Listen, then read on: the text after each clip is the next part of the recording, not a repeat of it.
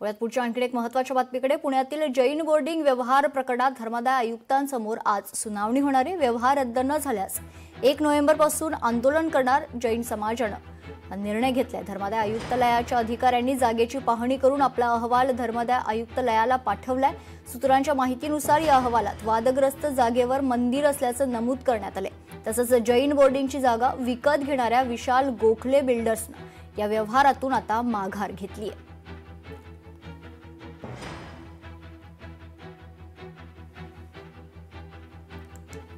तर पुण्यातील जैन बोर्डिंग व्यवहार प्रकरणात धर्मादाय आयुक्तांसमोर आज महत्त्वाची सुनावणी होणार आहे। या संदर्भात सविस्तर माहिती जाणून घेऊयात। आपले प्रतिनिधी भाग्यश्री प्रधान आपल्यासोबत जोडले जात आहेत।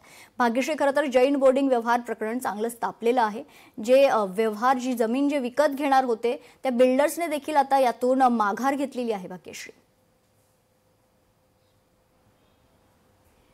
नक्कीच मेघना, जरी माघार घेतली असली तरी धर्मादाय आयुक्तांकडे ऑलरेडी ही जी सुनावणी आहे ती सुरू आहे। त्यासाठी धर्मादाय आयुक्तांनी स्थगिती देखील आणलेली होती। इतकंच नव्हे तर एक अहवाल सादर केलेला होता। या अहवालामध्ये या जागेमध्ये मंदिर असल्याचं देखील सांगितलं होतं आणि विशेष म्हणजे यामध्ये भाजपचे केंद्रीय मंत्री असलेले मुरलीधर मोहोळ यांचं नाव सातत्याने समोर येत होतं। यामुळे रवींद्र धंगेकर आणि मुरलीधर मोहोळ यांच्यामध्ये वाद टोकाला गेलेले देखील पाहायला मिळाले होते। मात्र कितीही काही झालं आणि कितीही या सगळ्यामध्ये बिल्डरनी माघार घेतली तरी आम्ही आमच्या भूमिकेवर ठाम असल्याचं विरोधी पक्षाकडनं सांगण्यात येतंय। त्याच्यामुळे आता जर आपण बघितलं तर हे प्रकरण जे काही आहे ते शांत घेण्याचं नाव घेत नाहीये। आज या संदर्भात पुन्हा एकदा मुंबईमध्ये धर्मादाय आयुक्तांच्या समोर ही सुनावणी जी आहे ती पार पडणार आहे। जो अहवाल आलेला आहे त्या अहवालाचं वाचन होईल।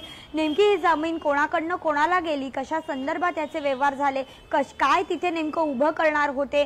खरं तर या संदर्भात मुरलीधर मोहोळ यांनी एक स्पष्टता दिली होती की मी तिथे जैन मंदिर बांधणार होतो, त्याचबरोबर तिथे मुलांसाठी हॉस्टेल जैनांचं जे आहे ते प्रशस्त करणार होतो, अशा पद्धतीचं त्यांनी स्पष्टीकरण दिलेलं आहे।